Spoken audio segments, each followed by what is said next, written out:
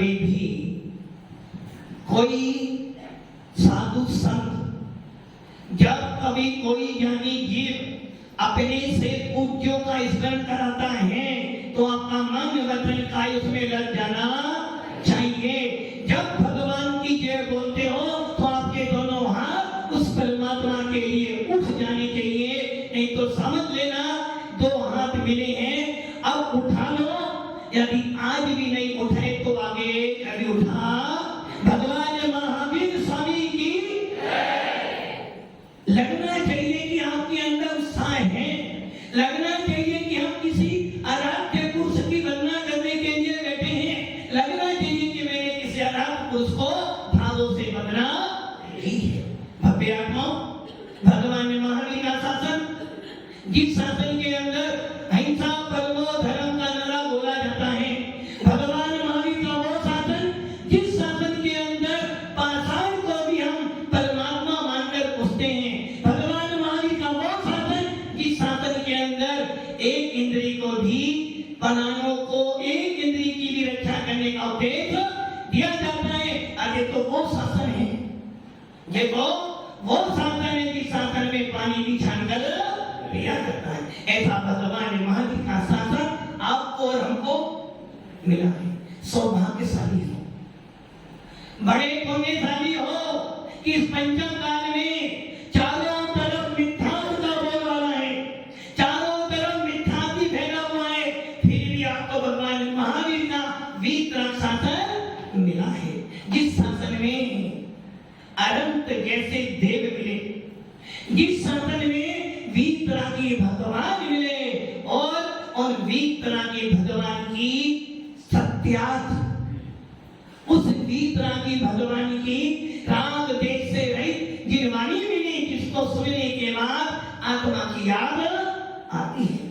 किसी कवि ने लिखा, चेतो चेतन निज में आओ अंतर आत्मा बुला रही है, चेतो चेतन निज में आओ अंतर आत्मा। कौन बुला रहा आपको? कौन बुला रहा है? बुलाने वाले बहुत हैं, बुलाने वाले अनेक हैं, सुनने वाला एक है।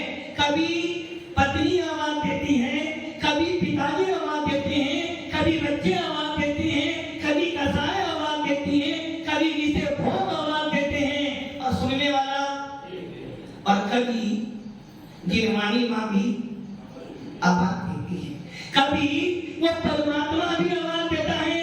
किंतु आपने किसकी बात सुनी? यदि आपने संसार की बात सुनी तो परमात्मा के मार्ग से हट जाओगे, और यदि आपने परमात्मा की बात सुनी तो संसार के मार्ग से हट जाओगे।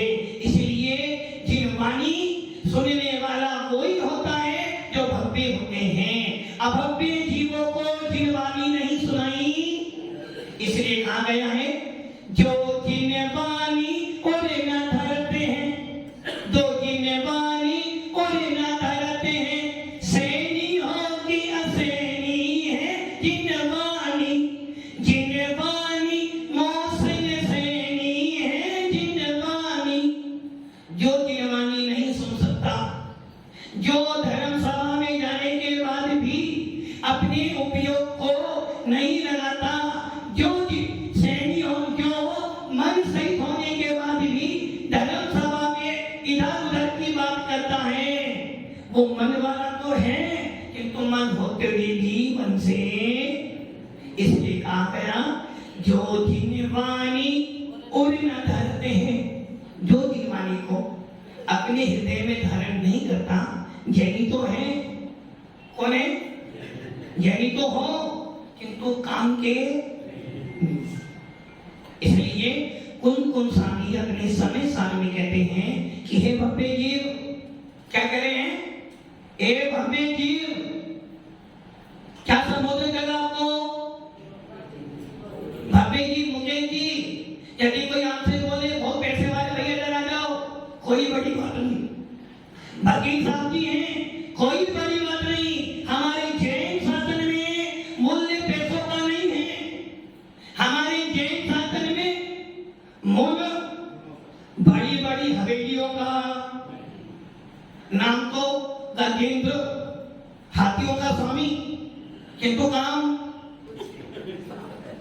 हमारे यहाँ बड़ी हवेली, बड़ी दुकान, बड़ी मनी, इसका मूल्य नहीं। हमारे जैन शासन की सबसे बड़ी विशेषता यही है।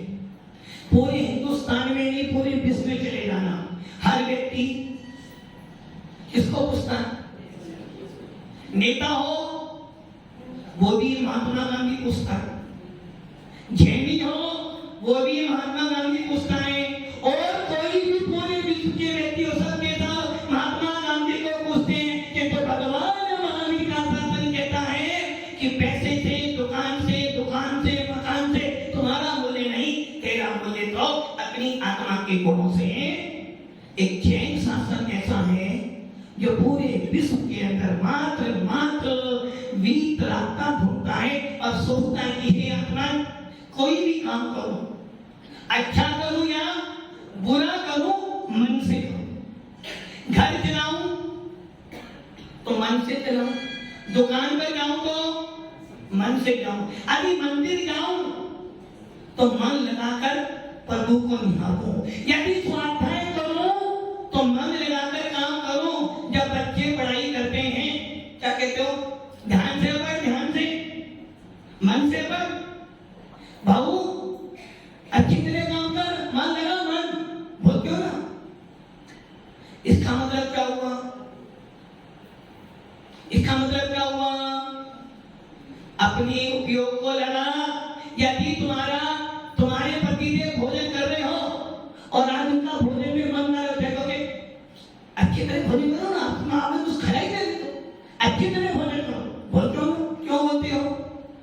क्योंकि यदि आपका उपयोग नहीं होगा, भाव नहीं होगा, तो तुमको आनंद आने वाला नहीं है। इसलिए हमारा जैन शासन कहता है भाव लगाओ, बिना भावों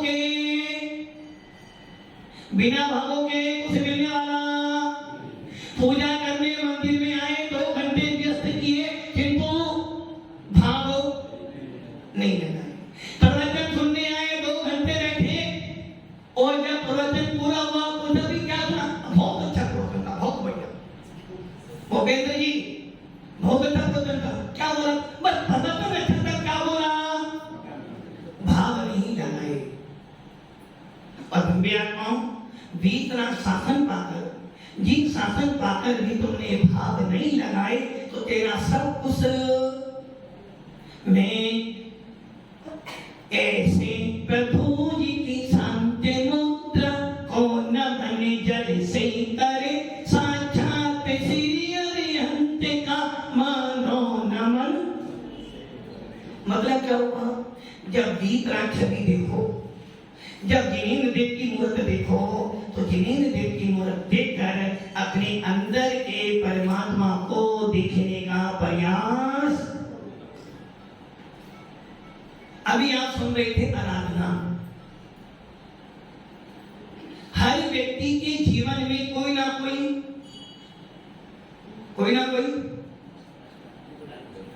होता है ना। दादाजी आपके मन में कौन है? दादाजी मन में कौन? एक ही थी ना, ताकि तो एक ही थी ना।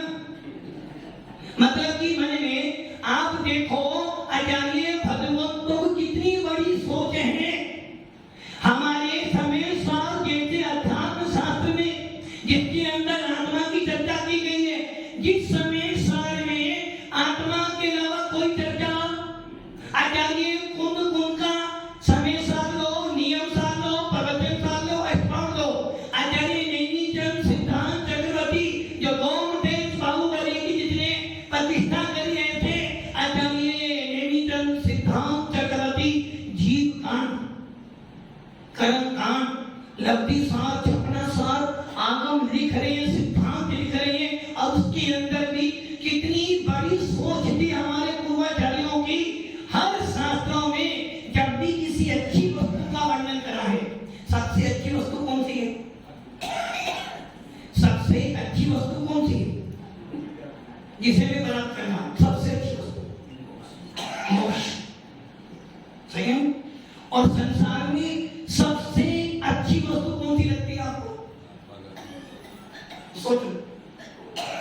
बेटा बड़ा हो गया है, बेटा भैया बेटा बड़ा हो गया, सबसे अच्छी वस्तु कौन सी लाओगे?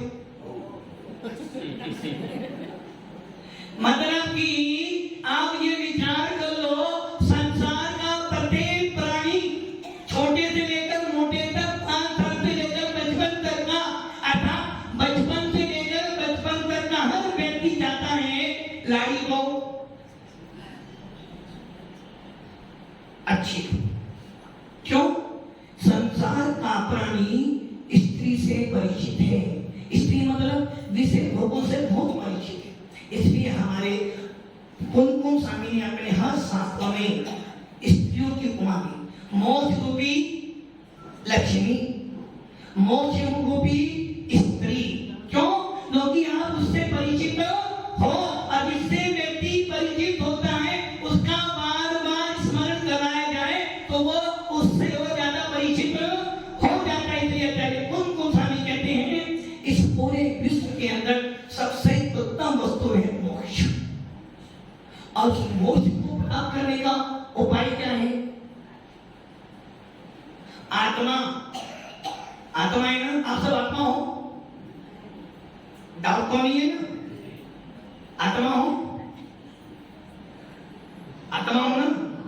आत्मा भी स्त्रीलिंग है, पुल्लिंग नहीं है। क्योंकि आत्मा से परिचित नहीं हो, किंतु स्त्रीलिंग की उपमा देने से उसका आपका ज्यादा संबंध। इसलिए आचार्य कौन कहते हैं आत्मा मतलब आपकी आत्मा, जीव तत्व। उस आत्मा को जाने बिना मोक्ष मिलने वाला। इसलिए हमारे आचार्य कहते हैं एक होते हैं आराध्य, एक होते हैं आराधक, और एक होता है आराधना, और एक होता है आराधना का फल। चार चीजें हो गई, आराधना, आराध्य, आराधक और उसका फल। आप कौन हो? आराध्य। आप कौन हो? आराध्य, आराध्य हो। अब आप ये सोच लो, आपने ये नहीं जाना कि आराध्य कौन है। आराध्य उसे कहते हैं जिसने सम्यक दर्शन, सम्यक ज्ञान, सम्यक चारित्र, सम्यक तप के माध्यम से केवल ज्ञान की प्राप्ति कर ली, वो होते हैं आराध्य। आप कौन हो? आराध्य। आराध्य मतलब जिन्होंने अपनी आत्मा के शुद्ध स्वभाव को प्राप्त कर लिया। आराध्य मतलब जो हमसे पूजनीय हो गए। आराध्य मतलब जिनका गुण स्थान 13वां 14वां हो गया है। आराध्य मतलब जो हमसे गुणों में बड़े हैं। बंदे तदगुण, बंदे तदगुण।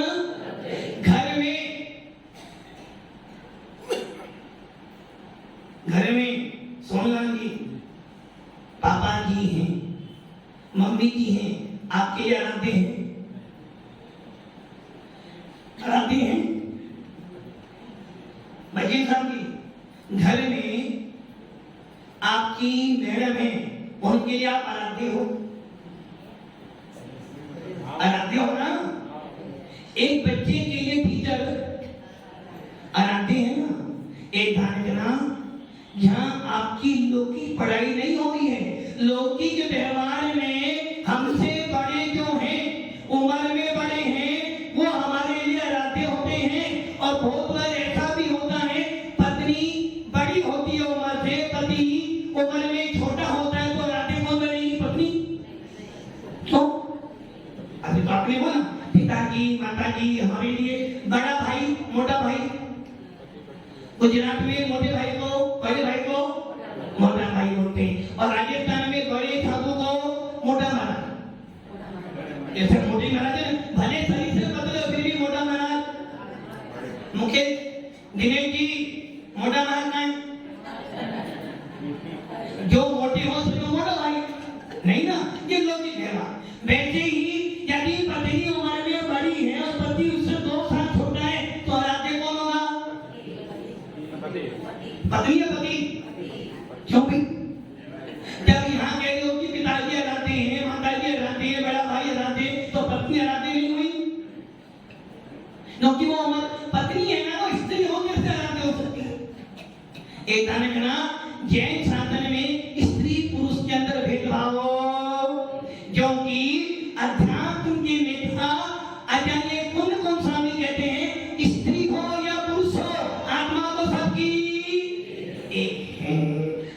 आत्मा हूँ आत्मा हूँ आत्मा मैं सदा ज्ञायते स्वभावी। हमारे यहाँ उम्र से मतलब नहीं, हमारे यहाँ आयु से कोई प्रयोजन नहीं। धन से बड़े हो अपने घर में बड़े हो, दौलत से बड़े हो अपने घर में बड़े हो, बड़ी हवेली अपने पास में रखना। यही कारण है कि हमने आज तक कभी भी धन वालों की पूजा, किंतु हम इसको पूछते हैं जय लक्ष्मी माता हमको कुछ नहीं आता। हमारा जैन शासन पूरे विश्व के अंदर महान क्यों है? क्योंकि हमारे यहाँ धन की कीमत नहीं है, पैसे की कीमत नहीं है, हमारे यहाँ नाम की कीमत नहीं, हमारे यहाँ तो गुणों की पूजा है। जो गुणवान होता है उसको पूछते राजा राम। राजा राम आपके लिए पूजनीय है, राजा राम पूजनीय है ना? वकील साहब केस हार जाओगे, राजा राम पूजनीय है ना? यदि राजा राम तुम्हारे लिए पूजनीय है तो आप जैन नहीं हो। यदि राजा राम तुम्हारे लिए पूजनीय है तो आप सम्यक दृष्टि नहीं हो। और यदि राजा राम तुम्हारे लिए पूजनीय है तो अभी आप वीतराग शासन के अनुयायी। राजा राम हो या महाराजा हो, चक्रवर्ती हो, तब भी हमारे लिए पूजनीय, क्योंकि हमने पहले बोला था वंदे तद्गुण। राजा राम अपने अयोध्या के होंगे, यदि वो राजा राम अयोध्या के, तो मैं भी अपने घर का राजा। राजाओं की पूजा नहीं करते हैं, राजा भी राज की पूजा नहीं करते हैं, महाराजाओं की पूजा करते हैं, किंतु राजाओं की पूजा, सरागियों की पूजा नहीं करते हैं, वीतरागियों की पूजा करते हैं। सरागियों को पूजोगे तो मीठा मिट्टी चलाओगे, और वीतरागियों की पूजोगे तो वीतरागन शासन के अनुयायी कहलाओगे। राजा राम की पूजा करते हो। अब यही कारण है जब तीर्थंकर जन्म लेते हैं, महामंत्री जी जब तीर्थंकर जन्म लेते हैं, प्रतिदिन 14 करोड़ रत्नों की वर्षा भी होती है पूरे 15 महीने। तीर्थंकर जिनको मोक्ष में जाना है घर में बैठे हैं, फिर भी हमने नमस्तु, राजा नहीं है वो, चक्रवर्ती से भी बड़े, फिर भी नमस्तु क्यों नहीं किया? जो कि हमारे यहाँ सरागता की पूजा नहीं, हमारे यहाँ वीतरागता की पूजा है। वो राम जो राजा थे, सीता के पति थे, तो हम भी किसी न किसी के पति हैं। राजा राम जिनके पास में धनुष है, होगा हमारा शासन हिंसा परमो धर्म का है, हथियारों का धर्म नहीं है। हमारा शासन तो वीतरागता का है। वो मार्ग जिस मार्ग पर चलते जीव मोक्ष को भला करते। और राजा राम की बात छोड़ो, भगवान महावीर भी जब पैदा हुए थे कुंदलपुर में, तो हमने उनको हाथ, राजा है सम्मान करेंगे, राजा है बहुमान करेंगे, किंतु राजा है इसलिए नमस्तु तो, क्योंकि नमस्तु का पात्र तो वीतरागी मुद्रा है। नमस्तु तो उसे करते हैं जिसके अंदर आराध्य बना होता है। इसलिए राजा राम हो या भगवान महावीर तीर्थंकर अपने घर में हो, हमारे लिए आराध्य। जिस समय में सारा परिग्रह त्याग कर क्या करते हैं, विषयासा वसाती तो निरारंभो परिग्रह ज्ञान ध्यान तपोरस्त तपस्वी सा तसस्ते। ओ राजा राम, ओ महावीर, जिन्होंने सम्यक दर्शन, सम्यक ज्ञान, सम्यक चारित्र्य रचना की, जिन्होंने तप कर कर्मों का अंत कर मोक्ष पधारे, ऐसा राजा राम, ऐसे भगवान महावीर जो सिद्ध शिला में बैठे हैं, उनको प्रत्येक जैन व्यक्ति श्रद्धा से नमन करता है। वंदे तद्गुण, वंदे तद्गुण भव्यात्मा। आराध्य कौन होते हैं? जो गुणों को प्राप्त करते हैं। और गुण क्या है? सम्यक दर्शन, सम्यक ज्ञान, सम्यक चारित्र्य, सम्यक तप। और आराध्य उन्हें कहते हैं जो अपनी आत्मा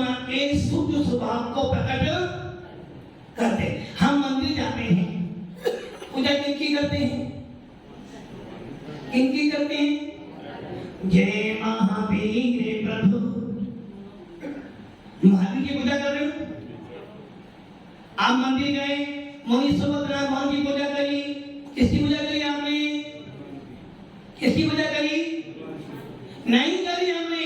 हमने महावीर की पूजा नहीं करी, हमने मुनि सुभद्रा की पूजा नहीं करी, और हमने नेमिनाथ की पूजा, हमने तो अपने आराध्य भगवान की आराधना की।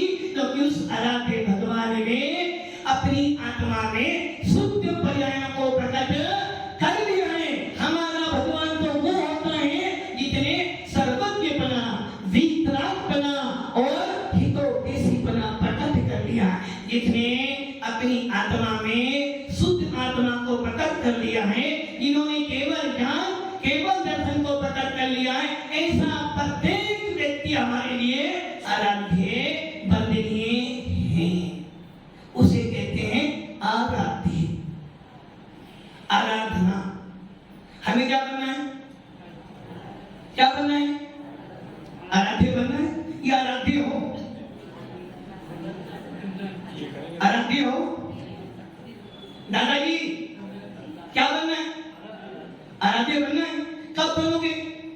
ऊपर जाने के बाद? अभी बनोगे? फिर वही पंक्ति में बोल रहा हूं, बालपने में ज्ञान न लयो, तरुणी समय तरुणी रत रहो, अर्ध मृत के समय बूढ़ा पहनो। दादा आदि गई, अब तो दादाजी वो गई। कौन गई? कौन गई? आपका समझे। दादी गई। वो कौन गई? अरे जब मैं बचपन में था तो मुट्ठी से दरवाजा तोड़ता था।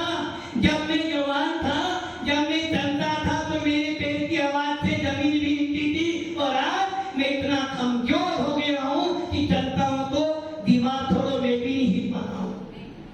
एक बूढ़ा व्यक्ति एक बचपन को देखकर, यदि आप सब अपना अपना चिंतन करना जाकर 2 मिनट के लिए, बच्चे तो भगवान की मूर्त होते हैं। क्या होते हैं बच्चे? क्यों होते हैं मूर्त? जबकि बच्चों के मन में कपट, मायाजाली, बच्चे प्रेम के भूखे। किंतु हम लोग कैसे हो गए? जैसे जैसे उम्र बढ़ती है, जैसे जैसे आयु बढ़ती है, मन में राग, देश, संकल्प, विकल्प बढ़ जाते हैं। और उससे क्या होता है? बचपन याद आता है। ये वो नन्हे फूल हैं जो भगवान को लगते अच्छे, बच्चे मनिए। अब अपना अपना चिंतन करना। किसी बच्चे को तो देखते हो, हम भी कभी, दादाजी हम भी कभी, यदि जीवन भर बच्चे जैसा मन बना रहे, कितना आनंद आ जाए। अब दादाजी सोचें कि मेरा बचपन आगे साझा को आ सकता है। दादाजी नहीं आ सकता। पैसा आ सकता है ना? पैसा आ सकता है, मकान आ सकता है, नाम आ सकता है, प्रतिष्ठा आ सकती है, किंतु बचपन आने वाला इस पर्याय में तो, और इस पर्याय में जाने के बाद मेरा बचपन आएगा? आएगा क्या? डिफिकल्ट है। गारंटी नहीं, आपकी गारंटी नहीं, मेरी गारंटी है। मतलब कि जो मेरी पर्याय बचपन की थी, बालक की थी, वो आगे आने वाली नहीं है। और अभी आएगी तो पता नहीं मैं कैसी पर्याय में होगा। अभी मिला है जैन को, इसलिए भव्य आत्माओं, जैन को मिला है आराध्य बनने के लिए। और उस आराध्य बनने का मार्ग कौन सा है? आराधना। आराधना किसे कहते हैं? जो तुम्हें आराध्य बनाते, उसे कहते हैं आराधना। जो आपके मोक्ष मार्ग को प्रशस्त करते, उसे कहते हैं आराधना। जो आपको पूज्य बना दे, उसे कहते हैं आराधना। ये आराधना काम होती है। ऐसा कौन सा शोरूम है जहाँ आराधना होती है? मिलती है? मोहनी चढ़ना मिलती है? महाराज के पास तो मिलती है ना। भाई दीक्षा कौन देगा? आचार्य भगवान। तो आराधना कहाँ मिलेगी? गुरु चरणों में। और पैसा कहाँ मिलेगा? दुकान पर। मतलब कि कितनी गलत भावनाओं में जी रहे हो। आराधना कहाँ मिलेगी? कहाँ मिलेगी? गुरु चरणों में। जब सारी चीज गुरु चरणों मिलेगी तो तुमने क्या किया? आराधना मंदिर में नहीं है, गुरु के पास नहीं, बाजार में नहीं, आराधना मेरे अंदर है। क्योंकि मैं आत्मा, और जो आत्मा होती है उसी के अंदर सम्यक दर्शन, सम्यक ज्ञान, सम्यक चरित्र, सम्यक तप होता है। इसलिए आराधना हमारे पास है, किंतु आराध्य करने के लिए, आराधना को प्रकट करने के लिए गुरु चरणों में जाना पड़ता है। इसलिए भव्य आत्मा, भव्य जीव हो। अच्छा संबोधन मिला भव्य जीव का। यदि वास्तव में लगता कि हम भव्य हैं तो प्रणति को देव गुरु की भक्ति में, उस प्रणति को अपनी आत्मा में लगाओ ताकि लगे कि मैं भव्य हूँ। मुझे 3 शासन मिला है, 3 शासन मिला है। आत्मा का उत्थान करो। ओम नमः शिवाय। भगवान महावीर स्वामी की आचार्य श्री कुंद भगवंत